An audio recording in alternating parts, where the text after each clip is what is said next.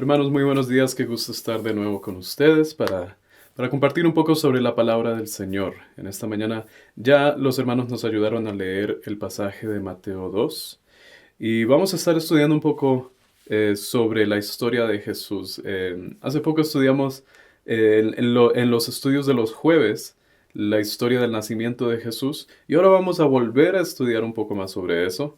En esta ocasión la historia de los Reyes Magos, ¿cierto? Se conoce muchas veces como los Reyes Magos. Y quiero empezar analizando un poco sobre sobre la literatura universal, porque a través de los años se han escrito muchas historias sobre la venida de un rey. En la literatura clásica de Inglaterra, por ejemplo, hay una leyenda muy famosa que es la del rey Arturo. Em, Cuenta la historia que una espada ha sido atravesada por un yunque que atraviesa la espada incluso hasta la piedra que está por debajo, perforando absolutamente todo. Y nadie en el reino es lo suficientemente fuerte o lo suficientemente digno de sacar esa espada de allí. Ni siquiera los hombres más fuertes del reino, que todos vienen e intentan sacarla de allí, no pueden. Hasta que un joven, un niño realmente, se acerca allí para tomar la espada de momento y simplemente por la pureza de su corazón, él puede sacar la espada del yunque, de la piedra, y de allí en adelante se lo declara como rey de Britania. Esa es la historia del rey Arturo, una de las historias del rey Arturo. Y de la misma manera, en la cultura moderna también tenemos ejemplos de esto. Por ejemplo, las historias de El Señor de los Anillos. Quizás han visto las películas. Y el último tomo, la tercera parte, de hecho se llama El Retorno o El Regreso del Rey. Y habla sobre un rey o un heredero al trono que había sido ahuyentado, llamado Aragorn, que luego asume su posición como el rey verdadero del imperio. Incluso en las películas de niños tenemos también un poco estas temáticas. Por ejemplo, la película del Rey León, que está basado de hecho sobre una obra de Shakespeare, sobre Hamlet, donde el heredero del trono es ahuyentado por su tío malvado. Y ese tío toma control de todo el reino, de todo el imperio, hasta que eventualmente crece este niño que ha sido ahuyentado, este joven, y se fortalece para poder asumir el trono, asumir su lugar como el verdadero rey. Entonces es muy popular, es muy común desde hace mucho tiempo esta historia de esperar el rey. Todas estas historias son basadas en la naturaleza humana. Nos cuentan sobre cómo, o nos cuentan sobre algunos de nuestros deseos o instintos más básicos. Hablan de lo que es la ambición por el poder, hablan del engaño, de la traición, hablan sobre defender la justicia. Hablan también sobre la venganza y el anhelo de ver al verdadero rey instaurado en su trono. Y de eso nos habla la historia en Mateo que acabamos de leer. En Romanos 8, 19 al 21 dice, porque el anhelo ardiente de la creación es el aguardar la manifestación de los hijos de Dios, porque la creación fue sujetada a vanidad, no por su propia voluntad, sino por causa del que la sujetó en esperanza, porque también la creación misma será libertada de la esclavitud de corrupción, a la libertad gloriosa de los hijos de Dios. Aquí en Romanos Pablo nos está diciendo que la misma creación anhela la manifestación del reino de Dios, la manifestación del reino de los hijos de Dios, ese reino que Cristo vino a establecer. La creación sabe que el que reina en este momento, el que está gobernando el mundo en este momento, no es el verdadero rey, es un impostor, es un usurpador, es un rey falso, como en las historias que acabamos de mencionar. Jesús describe a este enemigo en Juan 16 como el príncipe del mundo. Entonces en este momento estamos siendo gobernados, estamos siendo guiados por el rey del pecado, por el príncipe de las mentiras. Y dice en Romanos que la misma creación anhela que se vuelva a restablecer el verdadero reino y el verdadero rey prometido que vemos en Isaías 9. Ese rey que se describe como admirable, como consejero, como Dios fuerte, Padre eterno y príncipe de paz. Eso es lo que el mundo está anhelando. Pero otro detalle interesante es que en muchas de estas historias existe un sabio que reconoce quién es el verdadero rey cuando los demás no pudieron identificarlo. Por ejemplo, en la historia del rey Arturo, Merlín reconoce a Arturo. En El Señor de los Anillos, Gandalf, un mago sabio, reconoce a Aragorn. En El Rey León, el mono Rafiki reconoce a Simba como el verdadero heredero del reino. Y en la historia de Mateo, los magos que vienen a visitar a Jesús lo reconocen como el verdadero rey. Si leemos Mateo 2, empieza diciendo: Cuando Jesús nació en Belén de Judea, en días del rey Herodes, vinieron del oriente a Jerusalén unos magos, diciendo: ¿Dónde está el rey de los judíos que ha nacido? Porque su estrella hemos visto en el oriente y venimos a adorarle. La palabra que Mateo utiliza para describir a estas personas en este capítulo es magos. Viene del griego, viene del griego magus, que en sí viene de una palabra antigua que representa la idea de un sabio, de una persona sabia. O quizás hoy los conoceríamos como científicos de esta región del Oriente. Por supuesto, en la antigüedad, los que se dedicaban al estudio de la sabiduría, muchas veces también se interesaban en las artes ocultas, en lo mágico, y por eso esta palabra de mago tiene la connotación de magia, ¿sí? Y hoy en día todavía la entendemos así. Sin embargo, deberíamos verlos o deberíamos pensar en ellos más como personas sabias, como estudiosos, como personas que observaban las estrellas, como astrólogos. Es importante notar también que en ningún momento Mateo los menciona como reyes magos. Hoy en día la tradición es hablar de los reyes magos e incluso se celebra el Día de Reyes. Pero esta idea de que los hombres que visitaron a Jesús eran reyes magos no aparece sino hasta el tercer siglo después de Cristo. Esto es 200 años después de Cristo. Y realmente no tiene ningún fundamento bíblico. Así que lo más probable es que no eran reyes, pero sí eran magos, eran hombres sabios, eran astrólogos de Oriente que observaron una señal en los cielos y se dirigieron a buscar al rey de Israel. Mateo también nos explica, Mateo no nos explica cómo los hombres conocían que había nacido el rey de los judíos. Dicen que vieron una estrella, pero no tenemos los detalles de por qué esta estrella significaba que nacería un rey. Quizás ellos tenían algún conocimiento más sobre las escrituras de Israel también, sobre la escritura de Dios. Sin embargo, declaran que ha nacido el rey de los judíos. Esto era un acontecimiento sumamente importante.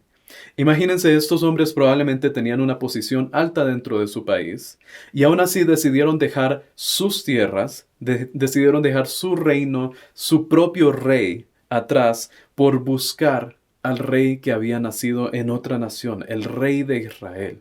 Así de importante era este acontecimiento, no solo dentro de Israel, sino para todo el planeta. Y ellos decidieron venir a adorarlo.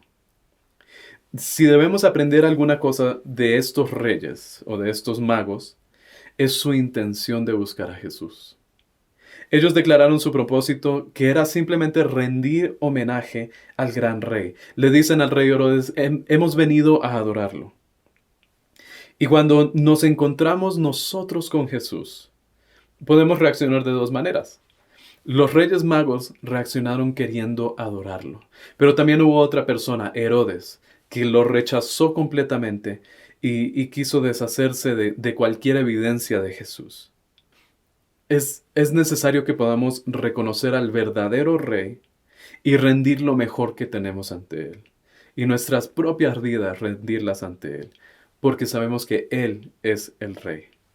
Y hablemos por un momento sobre el rey que estaba en Jerusalén. No todos tuvieron la misma reacción que los magos, ¿cierto? Vemos que estos hombres sabios se presentaron ante el rey que estaba en Jerusalén.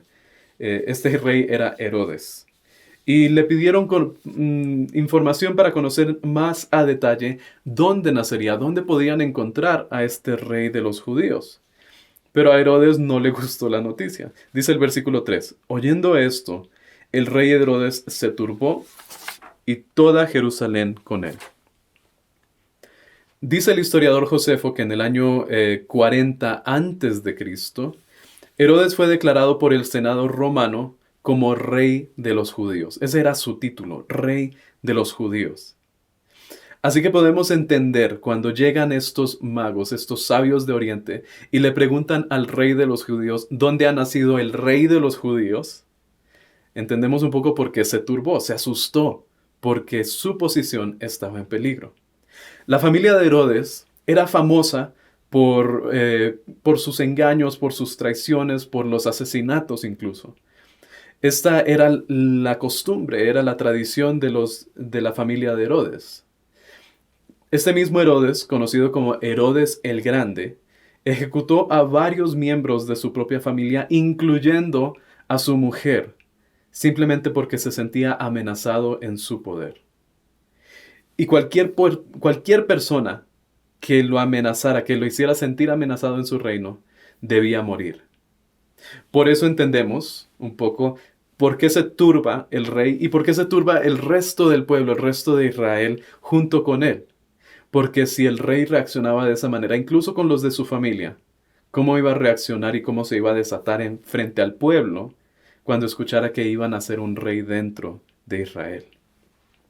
Así que cuando oyó que otro rey o otra persona sería rey de los judíos, se sintió amenazado por esta profecía e inmediatamente comenzó a planificar, comenzó a maquinar la manera en que podía deshacerse de esta persona que iba a ser el rey de los judíos. Dice el versículo 7: entonces Herodes, llamando en secreto a los magos, indagó de ellos diligentemente el tiempo de la aparición de la estrella. Y enviándolos a Belén, dijo: id allá y averiguad con diligencia acerca del niño. Y cuando le halléis, hacédmelo saber, para que yo también vaya y le adore. Esa era simplemente una excusa. Él no quería realmente ir a adorarlo. Herodes quería saber la ubicación exacta del niño. Y entendemos que su deseo era matar al niño. Eso nos lo revela más adelante un ángel hablando con José, en el versículo 13, donde dice: después que partieron ellos, he aquí un ángel del Señor apareció en sueños a José y le dijo: levántate y toma al niño y a su madre, y huye a Egipto, y permanece allá hasta que yo te diga, porque acontecerá que Herodes buscará al niño para matarlo. Esa era la verdadera intención de Herodes. Él no quería buscarlo para adorarlo, para reverenciarlo, quería matarlo.